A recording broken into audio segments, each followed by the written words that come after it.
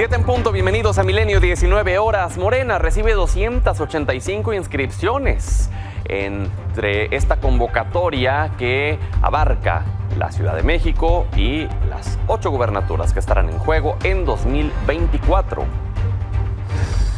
El subsecretario de Gobernación Alejandro Encinas defiende el segundo informe sobre el caso Iguala, afirma que hay muchas diferencias con la llamada verdad histórica. El Partido Republicano realiza esta noche su segundo debate rumbo a las elecciones presidenciales de 2024.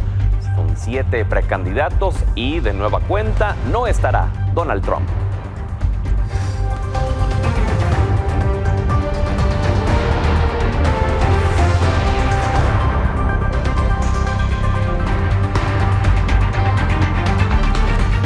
Hola, ¿qué tal? Gracias por brindarnos el honor de su sintonía. Comenzamos con la información de este miércoles 27 de septiembre.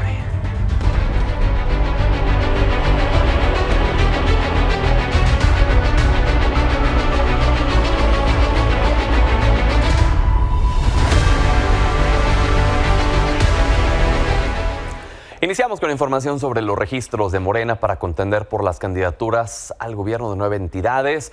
Dieron a conocer en el partido que se registraron 285 personas, que fueron 174 aspirantes hombres, 110 mujeres y una persona de otro género. Jalisco fue el de mayor interés con 49 inscripciones, seguido de Veracruz con 48, Ciudad de México tuvo 32, Chiapas y Morelos 31 cada entidad. Puebla y Yucatán tuvieron 27 interesados respectivamente cada uno. En Tabasco 21, Guanajuato 19. Hoy se revisará que los 285 perfiles cumplan con todos los requisitos y mañana se enviarán a los comités estatales para que se voten por las 2 mujeres y 2 hombres que consideren más competitivos en cada entidad. Por cierto, el senador Jorge Carlos Ramírez Marín, expriista, confirmó que tras abandonar la bancada del tricolor, se registró para participar en el proceso interno de Morena por la candidatura al gobierno de Yucatán como representante del Partido Verde, bancada a la que se unió. Rechazó ser un traidor por renunciar al tricolor y dijo que la principal razón de su salida fue la defensa que hizo el diputado Rubén Moreira al gobierno del estado. Aseguró que seguirá siendo crítico de la 4T, pero dijo que su objetivo es construir una alianza ganadora para sacar del gobierno de Yucatán al partido Acción Nacional. No puedo estar en un partido donde están en contra de lo que nosotros hacemos allá. Yo abrí 10 clínicas en Yucatán, 10, porque los servicios de salud no sirven. Y él sale a decir que es el mejor gobernador de Yucatán. En 2018 el Verde me postuló como candidato. Así de fácil. Seguiré siendo crítico de la Cuarta Transformación en todas las cosas que he sido crítico hasta ahora, a menos que las cambien. Y seguiré apoyando las cosas que creo que están haciendo bien. Bueno, y es que Rubén Moreira señaló que Ramírez Marín obtuvo 5 cargos plurinominales y muchos otros cargos públicos en el PRI y que nadie compra sus argumentos para cambiarse de partido. Palabras que fueron secundadas en el PRI por la secretaria general Carolina Villano, quien dijo que nunca escuchó a Ramírez Marín criticar al partido oficialista. También criticaron la salida la diputada Lorena Piñón, el dirigente del PRI en Yucatán, Gaspar Quintal. Se sumaron críticas del PAN, como el alcalde de Mérida, Renán Barrera, quien señaló que Yucatán se quedó sin senadores. Y el presidente nacional de ese partido, Marco Cortés, quien dijo que le llegaron al precio a la hora expriista. Miren, yo respeto en lo personal a Jorge Carlos Ramírez Marín, pero pues ya están los juegos del hambre, saber qué me toca y quién me lo da. Y por eso es que simplemente se fue. Y yo creo que quien se esté yendo en este momento es cero convicción. Es que en otro lado le llegaron al precio. Sobre esto se pronunció el dirigente nacional de Morena, Mario Delgado, quien afirmó que la renuncia al PRI de Ramírez Marín no es producto de ningún acuerdo ni se tiene nada pactado respecto a la candidatura al gobierno de Yucatán. Son sumas que como ha habido en el movimiento, pero la gente decide, es decir, no hay nada pactado, o sea, no se ha pactado nada ni con el Partido Verde ni con el senador Marín respecto de ningún cargo. Todo se tiene que procesar a través de las encuestas, que es la forma en que le damos en Morena a la gente el poder de decisión. Eso con el senador Ramírez Marín y Yucatán. En el caso de la Ciudad de México, el Consejo Estatal de Morena sesionará mañana por la tarde para determinar los 4 perfiles finalistas que competirán por la candidatura a la jefatura de gobierno. En la convocatoria mencionan que en primera instancia se leerá la lista de todas las personas que se inscribieron en el proceso para la capital. Luego se elegirán 4 perfiles que, tras ser aprobados, serán presentados. Cambiando un poco de tema. El presidente López Obrador se limitó a hablar sobre las acciones que emprendió Marcelo Ebrard en contra del proceso interno de Morena, luego de que ayer presentara un juicio en el Tribunal Electoral. Dijo que son procedimientos que contempla la ley y que hay libertades, además de afirmar que él ya no es dirigente del movimiento. Pues son procedimientos legales y hay libertades. Es lo único que puedo comentar. Yo ya terminé como dirigente del Movimiento de Transformación. Ya entregué, como es de dominio público, el bastón de mando, aunque no les haya gustado a mis adversarios, pero como no les gusta nada, también ya no es nota. Ahí mismo en la mañanera el presidente sugirió al Senado exhibir los perfiles de los candidatos a convertirse en magistrados del Tribunal Electoral. Dijo que es sabido que el Poder Judicial ha servido como moneda de cambio para concretar acuerdos entre el PRI y el PAN y que está lleno de gente recomendada por abogados y funcionarios afines a estos partidos. Hay que destacar que el lunes la Suprema Corte eligió las ternas de los 6 aspirantes, 3 mujeres y 3 hombres, que buscan sustituir a los magistrados que concluirán su encargo el próximo 31 de octubre. También el presidente urgió al ministro de la Corte, Luis María Aguilar, resolver las controversias constitucionales en torno a la distribución de libros de texto en Coahuila y Chihuahua. Afirmó que los padres de familia están pidiendo que se puedan utilizar y que hay 100,000 firmas que solicitan sean entregadas. Dijo que si no se resuelve, los estudiantes de esas entidades se quedarán sin libros de texto.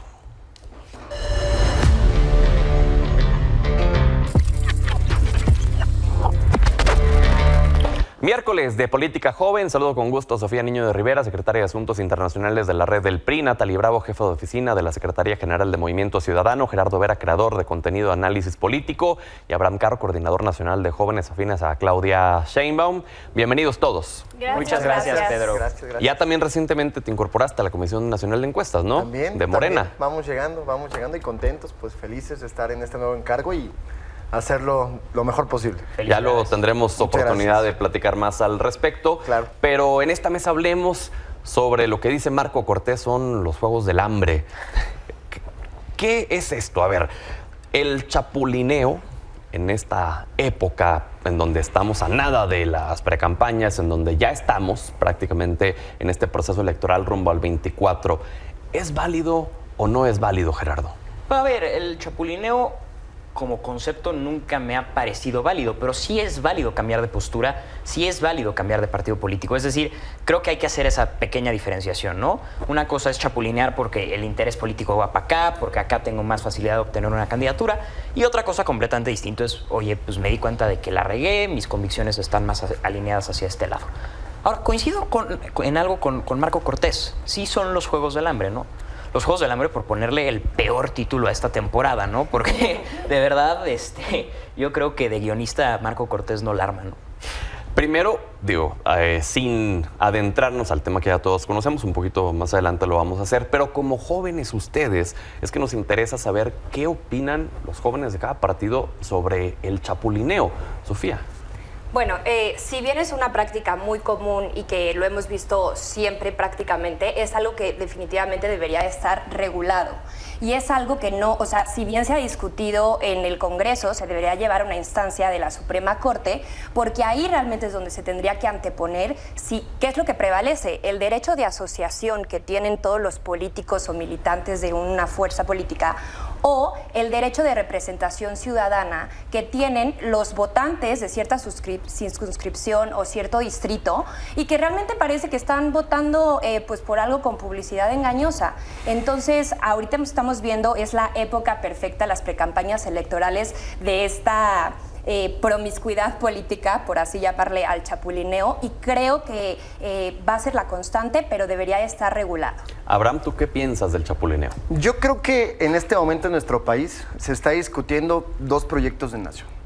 El proyecto de nación que convoca el PRIAN, que es un proyecto regresivo, que es volver al pasado, que es volver a donde estábamos y a donde la gran mayoría del pueblo de México no quiere regresar, y el proyecto de la Cuarta Transformación. O sea, yo creo que en este momento se están haciendo claros dos bandos en nuestro país.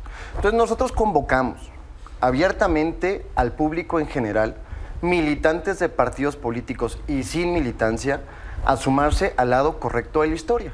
Y el lado correcto de la historia es el que le apuesta al futuro, le apuesta a las juventudes y es el que representa a Claudia Sheinbaum. Entonces, yo creo que sí es un tema, a ver, el tema del chapulineo podemos analizarlo caso por caso, pero me parece que es un tema más complejo. Y actualmente yo creo que sí estamos llamados a evaluarnos al juicio de la historia ante dos posibilidades de país.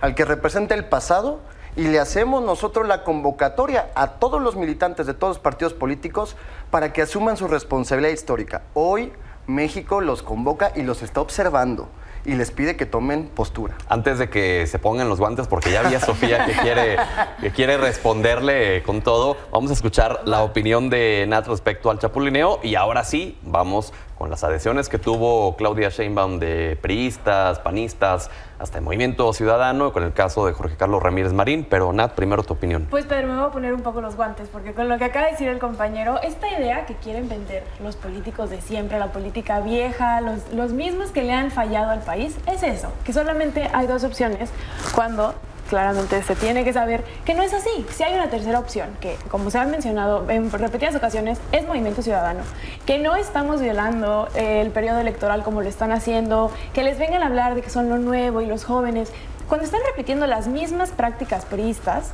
que han sumido al país como está en la situación ahorita. Entonces, bueno, por ese lado no son dos opciones, sí hay una tercera opción. ¿Y sobre el chapulineo? Y sobre el chapulineo, yo creo, como dicen Gera, es una situación válida dependiendo de perfiles. Yo creo que hay perfiles muy rescatables que si en algún momento ya no encuentran una vía para construir en sus partidos y tienen causas que compartan con otros proyectos, yo no veo por qué no. La diferencia yo creo que es cómo salen de sus partidos. El PRI le gusta decir que el PRI se queda con lo mejor, desechando a los otros, cuando yo creo que al final de cuentas son personas que tienen carreras destacables. Ahora sí, en el caso específico de Ramírez Marín, Sofía, ¿cuál es tu opinión? Bueno, en este caso yo creo que primero también, haciendo alusión a lo que comentaba Abraham, en épocas de precampañas electorales es muy común que estemos viendo pues este chapulineo, ¿no? O sea, los chapulines es la fauna política que vamos a encontrar todo el tiempo. Entonces, me parece muy injusto decir que es una práctica exclusiva del PRI o del PAN. O sea, ahora lo estamos viendo también con gente de Morena y de otros partidos. Sí, en este caso, pues ahora en Yucatán vimos a Ramírez Marín, que pues se está relacionando con el Partido Verde. Y pues bueno, él al final dijo que no era una fractura ideológica con el PRI, sino más bien una cuestión que en términos personales no le favorecían. ¿Por qué? Porque a él no le parecía que el PRI se aliara con el PAN en el Estado y eso sabía que le iba a dar menos puntos y prefirió irse con otro partido. Pero sí es una diferencia con su partido, ¿no? Al menos con su dirigente, que es el que termina encabezando la toma de decisiones, que en este caso prefirió respaldar al PAN. Pues sí, pero también sabemos que todas las motivaciones que hay atrás de esta decisión es un interés personal que estuvo sobrepuesto totalmente a cualquier poca congruencia que él pudo llegar a tener. Entonces, también respecto a lo que comentaba mi compañera, pues la verdad es que sí es un poco de oxígeno para el partido, fuera del cómo queda la configuración del Congreso a nivel estatal, sí es oxígeno que este tipo de perfiles que no tienen una convicción priista se vayan del partido y esto abre espacios a nuevos liderazgos. Pero yo creo que, o sea, no es válido hablar como que no tienen una convicción priista cuando había estado ahí, ¿no? Toda la carrera política. Y si les gusta hablar de chapulineo, pues simplemente habría que ver a dónde se han ido los senadores del PRI. El PRI ahorita empezó con 14 senadores en la legislatura y me parece que tienen 7. Y así como noticia, los 3 que ganaron por Yucatán por el PRI ya no están en el PRI. ¿En dónde están? En Morena. Entonces hablemos de chapulineo, pero ahí claramente hay pactos y yo no creo que sea que al senador le hayan jugado sucio. Bueno, más bien, el tema es en su alianza con el PAN, cuando tienen la gubernatura los panistas en Yucatán, pues obviamente no le iban a abrir las puertas al senador y por eso decide buscar, por supuesto, una convicción personal. Pero ahí hay un tema de un tema con las dirigencias que sí le están cerrando las puertas a sus perfiles simplemente por seguir el PAN, por querer seguir ganando cuando no tienen un proyecto. ¿Abraham? A mí lo que me preocupa mucho, yo le tengo mucho respeto a mi querida amiga Sofía, a los compañeros. A ver, para mí, ¿qué es chapulineo? Esto es chapulineo. O sea, una mujer que hace un par de años tundeaba una imagen del PRI y hoy representa o está al frente, que bueno, así lo designó Claudio X González, de la propuesta del proyecto de regresión que tienen para el 2024. O sea, yo insisto, no es una persona. O sea, podríamos hablar de perfiles, pero lo que yo sí creo que tenemos que hablar es de dos proyectos de país. Insisto, a mí no se me ocurre que dentro de Movimiento Ciudadano, un partido de Dante Delgado, que viene del PRI, que tiene toda una formación priista, bueno, Chertorivsky ha pasado creo que como por Mario todos los Delgado. espacios. O sea, no creo que podamos hablar hoy de que alguien pueda reconocer que hay purismo en algún espacio. Lo Bueno, que sí ahí quiero te- decir yo nada No, más bueno, para y el concluir, Movimiento Ciudadano. es, aquí lo más importante y lo que creo que debemos de hablar las juventudes y se deben de discutir es, hay dos proyectos de país. No, es y cierto. cada quien tiene que asumir en qué parte de la historia nos vamos a encontrar. Si nos encontramos con los que han propuesto siempre la destrucción de nuestro país para beneficio de unos pocos, o si le apostamos, como le venimos apostando desde el 2018, a la transformación profunda y de gran calado que representa la cuarta transformación. Abraham, a partir de las adhesiones que se hicieron el fin de semana, incluso lo tocamos en esta mesa de debate del lunes, te pregunto, ¿se santifican con el simple hecho de pasar a Morena?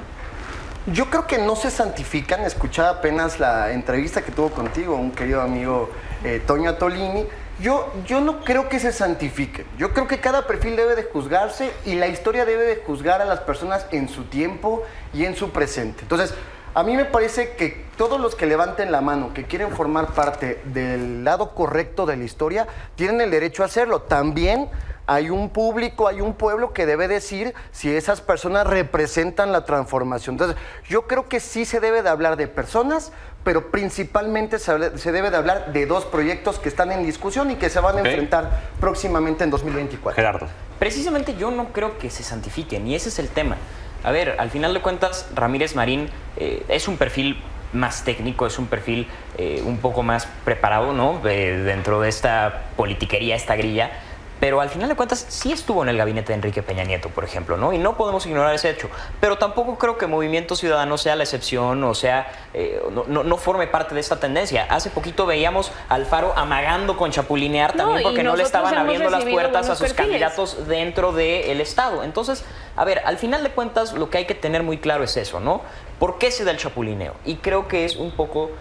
Y ahí coincido completamente contigo, Sofía. Es un tema de cómo se acaba manejando, ¿no? O sea, y de cómo se acaba regulando. Si ese chapulineo se da por un cambio de convicciones, por un brillo de congruencia, o si de verdad se da por, bueno, pues aquí me están ofreciendo algo más jugoso, algo más sabroso, me voy para acá. Y ya para ir concluyendo, nos quedan 2 minutos, quisiera que cada uno me dé su opinión justo respecto a esto. Lo que se les critica a los partidos políticos es que un día están atacando a sus adversarios políticos y al siguiente día que esos adversarios se unen a sus filas, entonces pues ya son santos de su devoción. ¿Es esto moral y éticamente correcto? No, yo creo que no. Yo creo que sobre todo cuando se confía en un proyecto y cuando se está en un proyecto, pues mínimo se debería de tener el reconocimiento del paso que tuvo, ¿no? Por la institución, el partido, donde sea que haya estado. Y aquí a mí me suena, me llama la atención que el compañero hable del chapulineo cuando, vamos, o sea, Morena, como la mayoría de los partidos, tiene perfiles que fueron profundamente priistas. O simplemente hablemos de García Harfuch, el destapado candidato a la Ciudad de México, que tiene una trayectoria de formación del PAN y del PRI, y bueno, ahora lo tienen ustedes. Yo creo que chapulineo va a haber, como dice la compañera, yo creo que es proceso, simplemente a las personas habrá que fijarse en quién es y qué les está vendiendo, qué es lo que quiere contender, qué es lo que quiere buscar y qué es lo que le va a dar al país. Abraham. Mira, yo te diría que la alianza que propone y que encabeza Claudia Sheinbaum es una alianza con el pueblo de México. Y para eso, por supuesto, que estamos convocando a panistas, priistas, perredistas, todos aquellos que quieren hacer una transformación y que hayan dicho en un momento, quiero estar del lado correcto de la historia, no lo estuve, no lo he estado y quiero sumarme al lado correcto de la historia, hacemos una invitación, claro. Y lo ha dicho la doctora y lo ha dicho contundentemente, por supuesto que hay derecho de admisión. Quienes han ¿no lastimado. cualquier perfil? No, por supuesto, porque quienes han lastimado a nuestro país, quienes han robado Pues ustedes lo para están beneficiarse, no, al contrario. Si algo representa este movimiento es que es un movimiento que está encabezado por personas que han dado su vida para transformar este país. Entonces te digo, yo lo que digo es, vamos a estar convocando a todo el público, pero particularmente a la gente de abajo. La gente que sí se sumó desde un primer momento, desde el 2018, a acompañar al licenciado Andrés Manuel. Más allá de partidos políticos, porque aquí nosotros no venimos a discutir solamente de partidos políticos, venimos a decir, representamos un movimiento y queremos que ese movimiento siga construyendo nuestro país. Ok, Sofía.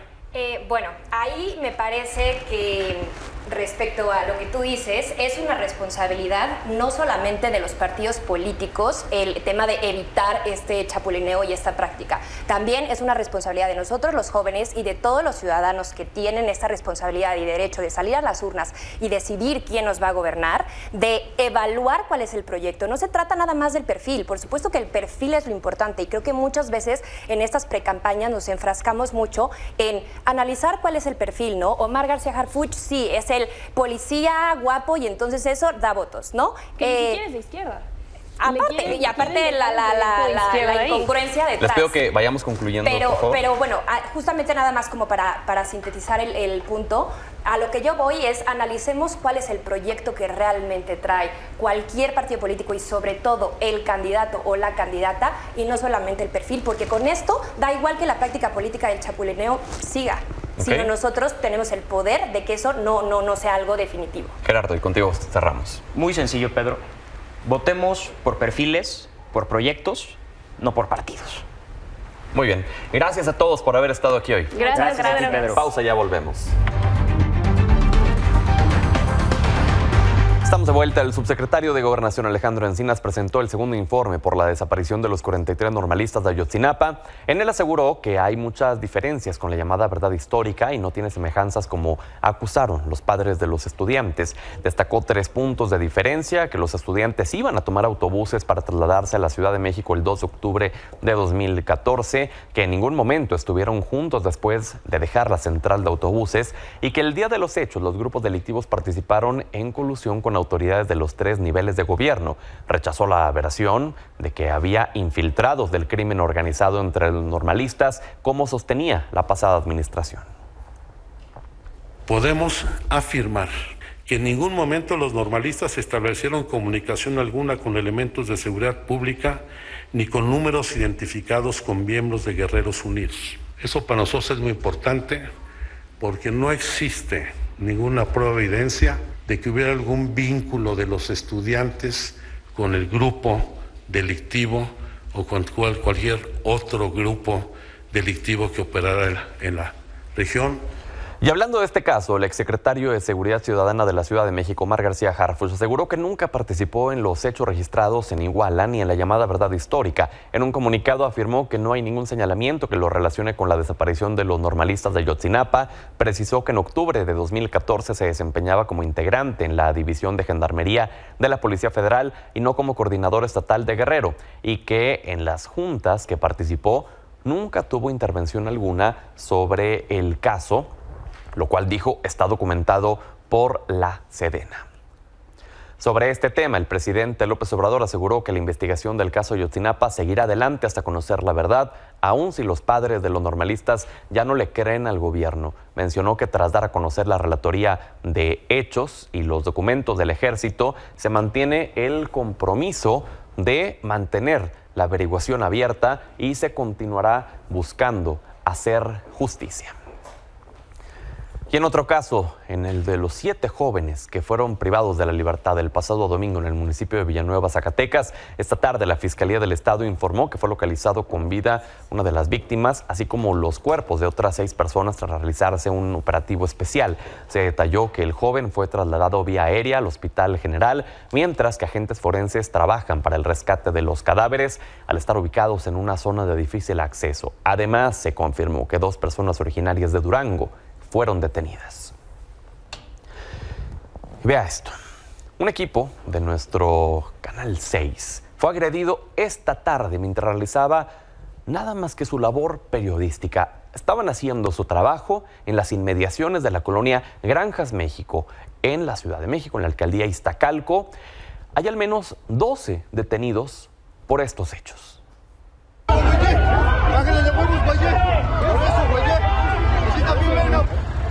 Es que no vengas de canal antes de que fíjate primero. A ver.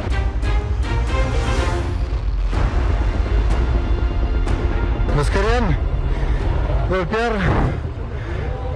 estos güeyes de taxistas y nos empezamos a pelear aquí en un negocio.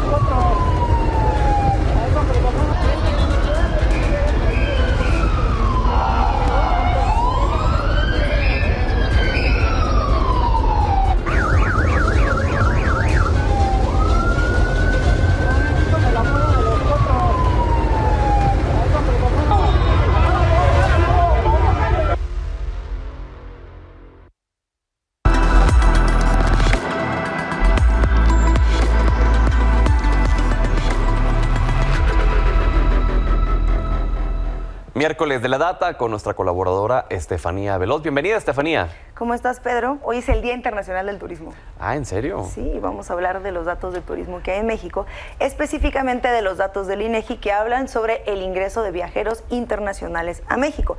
Y hay cifras bastante positivas para México durante el primer semestre, porque aumentó 20% el ingreso de divisas por concepto de viajeros internacionales. Durante ese mismo periodo ingresaron a México 21 millones de turistas, lo que equivale a 11.7% de aumento respecto al periodo pasado, es decir, respecto al 2022. Y gracias al superpeso, durante este mismo periodo, 2.72% de mexicanos, o más bien 2.72 millones de mexicanos, viajaron al extranjero.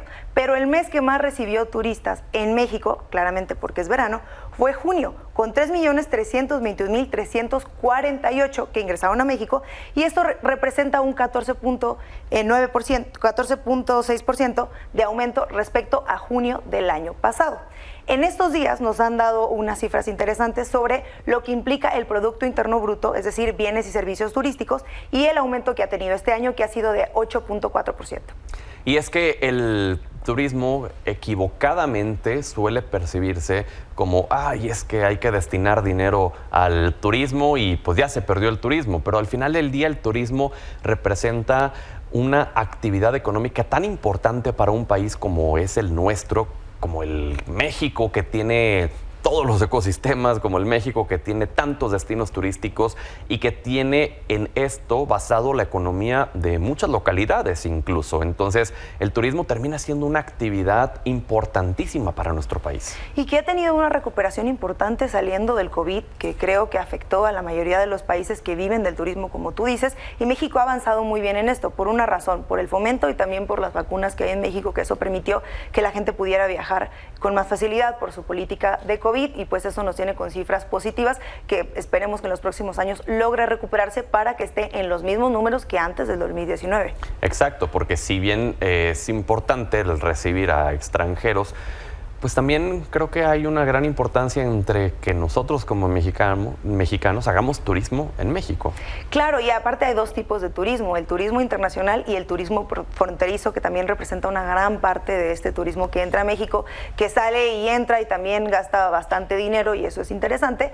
Luego, tomando en cuenta que hay muchas noticias de inseguridad y muchos espacios donde hay alertas por parte de ciertos consulados, aún así no disminuye el turismo en México, sobre todo en ciertas zonas como Cancún y la Ciudad de México. Este turismo fronterizo que también gran parte se debe al turismo médico.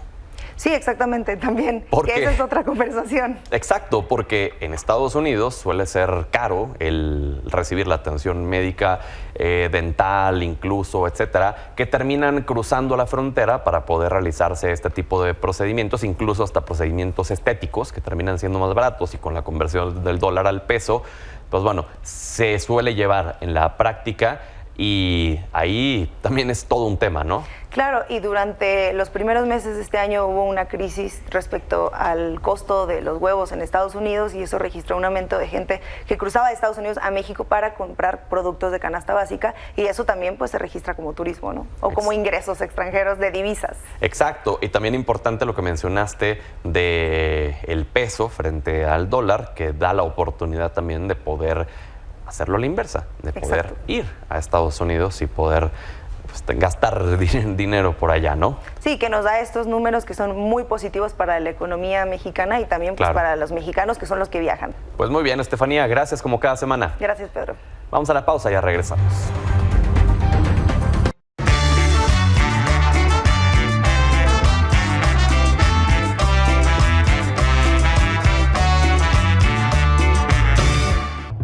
Mi querido Pedro, me imagino cómo es el War Room de Xochitl Gálvez, del Frente Marchito, ¿no? Ahí con Marquititito Cortés, Zambranititito, por supuesto Alititito Moreno, ¿no?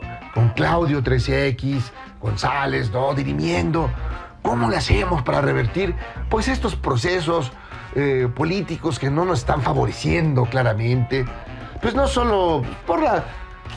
¿Qué les digo? Por la Casa Roja, por algunos problemillas inmobiliarios, pues esos plagios, pues que no son casi nada, pero ven cómo les gusta echar ruido. Ay, de veras, si no le importan a Sheridan, pues no le importan a nadie, pero bueno, así está la cosa, ¿no?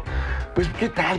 ¿Cómo le hacemos? Porque además está esta encuesta, bueno, esta encuesta que, pues, que dice que prácticamente ha desaparecido Xochitl, o sea que casi está abajo de Verástegui y de varios más, ¿no? Y ya parece que le va a rebasar Sergio Mayer. No, debemos de hacer algo. ¿Por qué no lo reforzamos con alguien? ¿Qué les parece? ¿Qué les parece?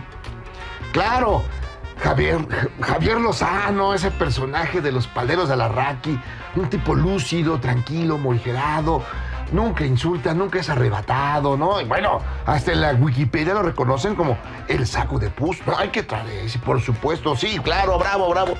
¿Y qué más nos falta? Yo creo que, ¿por qué no traemos a Margarita Zavala? ¿Cómo es esa mujer que nunca cambia de parecer, nunca dice una cosa y luego dice otra? Jamás. Y es buena para sacar fotocopias, muy bien. Y claro, ¿y quién más? Pues la Vázquez Mota. Uy, no, hombre, qué lucidez, qué personaje. Casi no tiene cola que le pisen. No, por supuesto. Y luego, si pueden, pues tráiganse a Vicente Vox, que casi ni es xenófobo,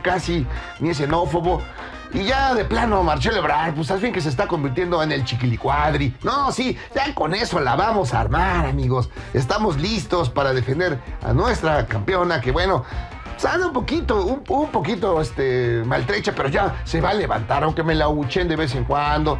Pues la gente no está cayendo tan bien, pero bueno, pues no importa, seguramente la sacaremos adelante. ¡Qué padre! Nos vemos pronto. Déjense.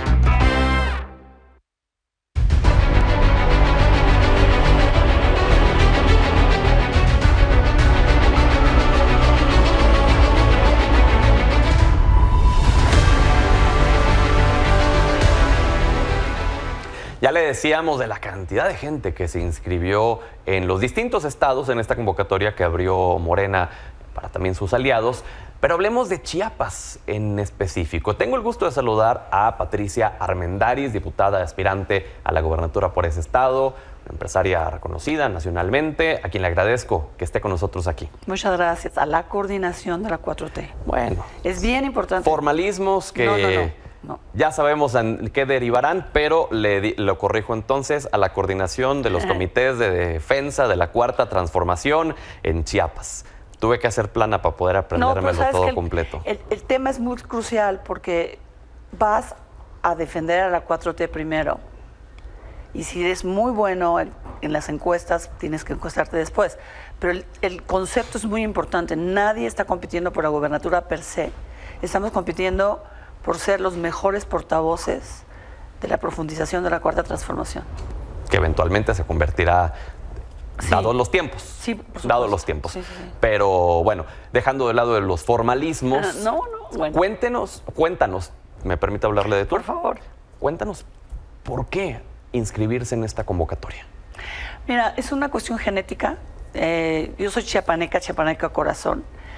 Mi preparación y todo fue un tránsito para regresar a Chiapas a volver a ejercer mi pasión. Como diputada he estado a tierra llevando desarrollo, estudié desarrollo económico, conozco muchos inversionistas públicos y privados del mundo y me he divertido muchísimo llevando desarrollo a Chiapas. Y he descubierto que cuando ejerces tu pasión, te va muy bien. Y la he ejercido con todo. Díganos 2 acciones concretas que usted como diputada federal, no como empresaria, como diputada federal logró. Acabo de lograr el día de ayer la aceptación de la Secretaría de Marina para establecer un brazo de Puerto Chiapas remoto para que entre realmente y no tenga que estar desasolvando con inversión privada. ¿Y otra? Por ejemplo. Acabo de firmar con la Secretaría de Turismo hace aproximadamente un mes un programa que se llama Guardianes de la Selva, de proyectos ecoturísticos comunales en la selva alrededor de la zona verde de la reserva de la biosfera, para que no invadan, para que realmente protejan la selva y vivan de ella en lugar de llevarla al diablo. Te he escuchado mucho en las entrevistas que has dado en estas últimas semanas, en estos últimos tiempos incluso. Siempre refieres que te apasiona ayudar a la gente. Esto me lleva a preguntarte, ¿desde una gubernatura se puede ayudar más a la gente que desde el ámbito empresarial? Estoy convencida de que la hipótesis del presidente de que ejercer el poder político debe de ser para ayudar a la gente. Y esa es mi hipótesis y esa es mi apuesta. Pero al final del día la gente resulta más beneficiada de los gobernantes que de los empresarios. ¿Es mayor el beneficio? No, pero los gobernantes podemos traer recursos. Esa es mi experiencia como diputada. Realmente lo que yo he logrado es banca de desarrollo, gobierno federal, inversionistas privados. ¿Por qué? Porque tienes la capacidad de convocar. Si yo me fuera a una fundación como yo quisiera hacer, lo que es mi plan B, no tendría yo el poder para poder tener el impacto que quiero tener en Chiapas. ¿Y cómo, digo, usted la conocemos desde el ámbito empresarial, sí, luego te vemos en el ámbito político? Supongo que es un ambiente diferente, sí, en específico el ambiente político de Chiapas. Háblenos un poco de esto. ¿Qué es el ambiente? ¿Cómo es el ambiente político de Chiapas? Mira, Chiapas se quedó en el subdesarrollo de hace 40 años, tanto en lo político como en lo económico. O sea, tú encuentras todavía allá manejos masivos con dinero, compra de voto a ultranza, la mentira como el instrumento más importante. Y le está cayendo el 20 ahorita a un sistema donde Claudia les dice que no entienden que esto va a ser un proceso democrático. Pero siguen viendo con el retrovisor de que siempre ha habido dedazo, siempre ha habido por detrás, siempre ha habido puñaladas. Entonces, el reto de Chiapas y el sistema político chiapaneco ahorita es cambiar el chip. Es decir, que están tratando de comprar a billetazos. Siempre ha sido.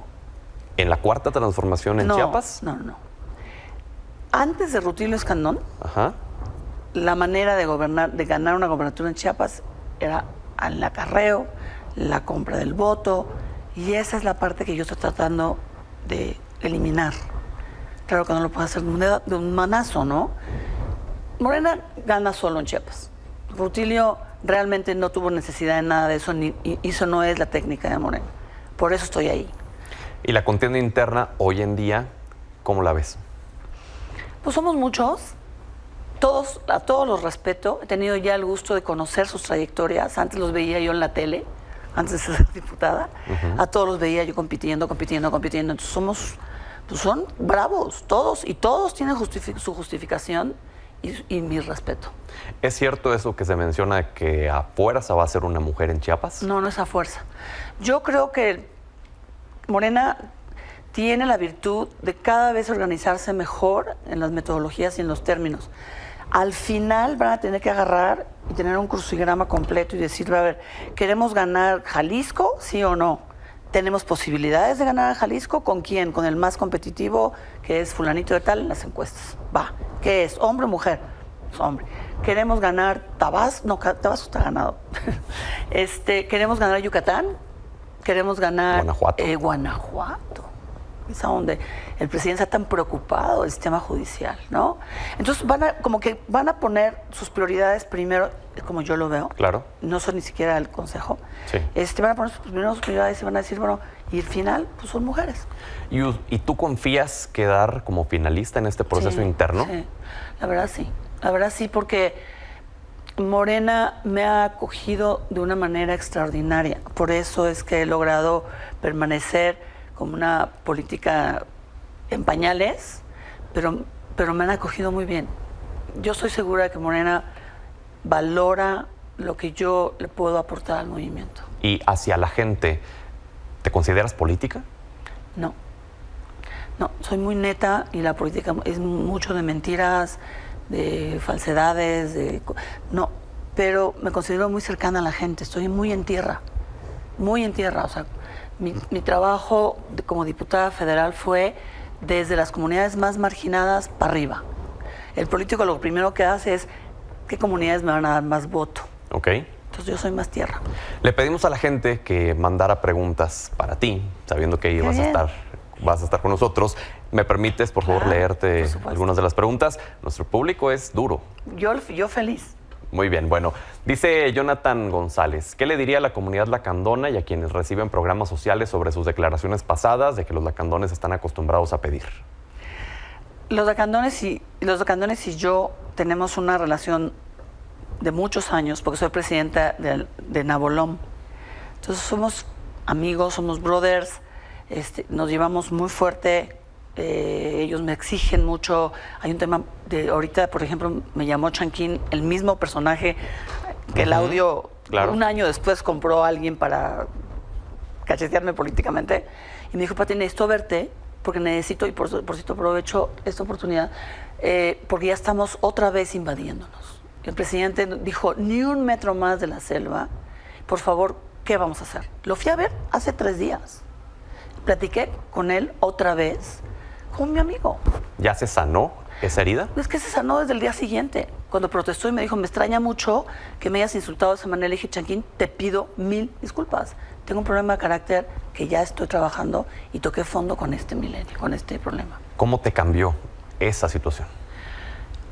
Te ves en un espejo, como figura pública, que nunca me había sucedido. Me vi en el espejo como la tirana, que esa no soy yo. Es un problema de carácter, es un defecto de carácter. Y entonces obviamente en ese momento tocas fondo. Fue la oportunidad más importante de mi vida para cambiar esa parte de mi carácter definitivamente. ¿Y lo trataste con ayuda profesional o fue tu misma decisión de decirlo voy a ir controlando? Yo ya soy una gran meditadora, tengo muchos años ya meditando, lo primero que hago en la mañana temprano. Y ahorita estoy concentrada en la meditación estoica, donde te dice: imagínate que alguien te está gritoneando, imagínatelo, ¿cómo vas a contestar? Es como que te vas programando, y fíjate que ha sido relativamente fácil. Era una cuestión de responsabilidad, pero tocar fondo, gracias a lo cual le agradezco las redes que me han puesto el espejo enfrente. La siguiente pregunta es de Iyari Valderas y dice: ¿qué haría para que ya no suceda lo de frontera Comalapa? Chiapas, como todos los estados, ha sido escenario de confrontaciones entre grupos de poder del crimen organizado. Y más aún porque estamos con una frontera muy porosa, a donde ya ahora el crimen organizado de Guatemala se está viniendo para acá. Lo que sí me he dado cuenta es que el gobierno de Rutilio Escandón, por política generalizada del presidente, van y apaciguan. Entonces han sido como que brotes y al día siguiente se desaparecen. Esto fue un show que al día siguiente se colapsó. Y la última pregunta es de Adrián Campos y dice: ¿cuáles serán las acciones para acabar con el poder de los cárteles en la zona? Sé que ahorita no pueden hablar de propuestas y de acciones que pudieran llegar a realizar en dado caso de ostentar algún cargo estatal. Más bien, en ese sentido, te traduzco la pregunta: ¿qué piensas que hace falta para poder mejorar la seguridad en Chiapas y quitarle el control que puedan llegar a tener los cárteles en distintas zonas del estado? Desarrollo económico. Estoy legislando ahorita para que exista una instancia federal que exclusivamente se ocupe en Zoom a las comunidades en estrés, por ejemplo, como el AMPA, ¿no? ¿Qué está pasando? Mi experiencia personal, ya ahorita de 2 años, es que si tú entras a hacer desarrollo económico en las comunidades en estrés, las posibilidades de la pacificación son inmensas. Y ya para finalizar, Patricia, nos contaste de este momento de tu vida que nos dices te cambió este audio. ¿Ese se podría tomar como el momento más difícil que has pasado? No. ¿Cuál es el momento más difícil que has pasado? Mi divorcio. Tu divorcio. Por supuesto. Para cualquier mujer, para cualquier hombre, un divorcio es el shock más importante de su vida. ¿Y el momento más feliz para ti? Cuando nacieron mis hijas. Pues muy bien, Patricia, gracias por habernos acompañado el día de hoy. Muchas gracias a ti. Vamos a seguir en comunicación, por supuesto, y pendiente de lo que suceda por allá en Chiapas. Cambiando un poco de información. El presidente hoy se refirió a Vivek Ramaswamy, quien aseguró que invadiría México en dado caso de que él llegara a la presidencia de Estados Unidos. El presidente dijo, ni lo pelen. Este cuate lo que quiere es llamar la atención. Ayer le decía en este espacio, viene el segundo debate republicano y es por ello que este personaje pues quiere que los reflectores vayan hacia él. Y hablando justamente de este tema, de los precandidatos republicanos a la presidencia, esta noche 7 de ellos se enfrentan en este segundo debate realizado en Simi Valley, California, donde nuevamente Donald Trump ha brillado por su ausencia. María Fernanda Castañeda nos cuenta. La carrera por conseguir la candidatura presidencial por el Partido Republicano continúa y este miércoles 7 aspirantes se enfrentarán en el segundo debate que se llevará a cabo en Simi Valley, California, donde nuevamente la ausencia del expresidente Donald Trump acaparará los reflectores. El encuentro contará con menos participantes, luego del que el Comité Nacional Republicano revelara la lista de los precandidatos que lograron obtener al menos un 3% de apoyo en 2 encuestas nacionales y en 2 sondeos en 4 estados con votación anticipada. Se trata del gobernador de Florida, Ron DeSantis, el senador de Carolina del Sur, Tim Scott, la ex embajadora ante la ONU, Nikki Haley, el empresario Vivek Ramaswamy, el ex vicepresidente Mike Pence, el ex gobernador de Nueva Jersey Chris Christie, el gobernador de Dakota del Norte Doug Burgum y Donald Trump, mientras que el ex gobernador de Arkansas Asa Hutchinson se quedó fuera de la contienda. Aunque meses antes del primer debate, Trump había dejado claro su nula intención de participar en los encuentros, de nueva cuenta, sus rivales buscarán sobresalir en la carrera que parece dominada por el exmandatario. Sin embargo, Trump robará protagonismo al encabezar un acto con sindicalistas del sector automotriz en Detroit, Michigan, en medio de la huelga de los trabajadores de la industria para exigir mejores condiciones laborales. Pero este tema también será clave para el resto de los participantes en el debate, así como la creciente crisis migratoria en la frontera con México y el posible cierre parcial del gobierno ante la falta de un acuerdo en el Congreso sobre una ley de presupuesto. Para Milenio Noticias, María Fernanda Castañeda. Bueno, y justo en estos momentos se está llevando a cabo este segundo debate republicano, en donde pues destaca de nueva cuenta que no está el expresidente estadounidense Donald Trump entre los participantes. Por supuesto, estaremos al tanto de lo que digan en este segundo debate y se lo informaremos a través de Milenio Televisión. Vamos, mientras tanto, a una pausa y ya continuamos.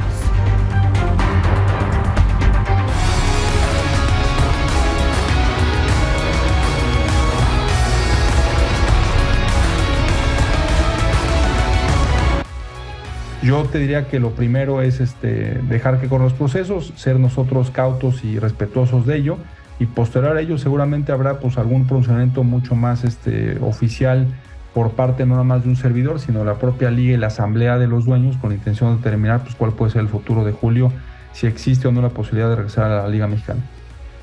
Buenas noches, Mineleta Aide. Muy buenas noches, Pedro. Escuchábamos a Horacio de la Vega, presidente de la Liga Mexicana de Béisbol. Platiqué con él hace unos momentos justo de este tema de Julio Urías, porque sabemos que está inhabilitado porque hay una investigación por violencia doméstica. No está en Grandes Ligas en este momento, está parado. Y bueno, mucho se habla de la posibilidad de que regrese o que venga a México a jugar o a Japón.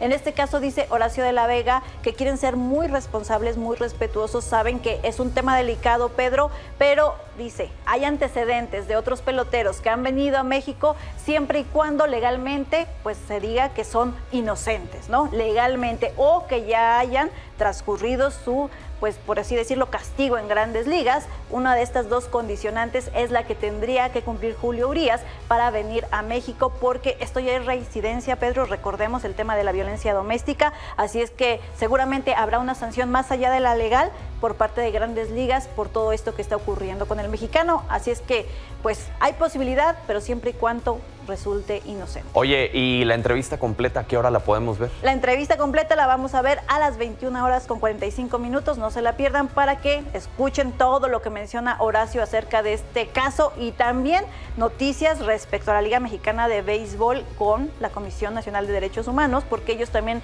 le están metiendo mucho a este tema, Pedro, saben que tienen que ser precavidos, ¿no? Con todo esto que está ocurriendo y no están exentos de que pudiera darse un caso similar o de otra índole justamente en su liga. Así es que ellos están trabajando justamente en todos estos protocolos. Pues muy bien, Minelli, gracias, no nos perderemos la entrevista. Muy buena noche.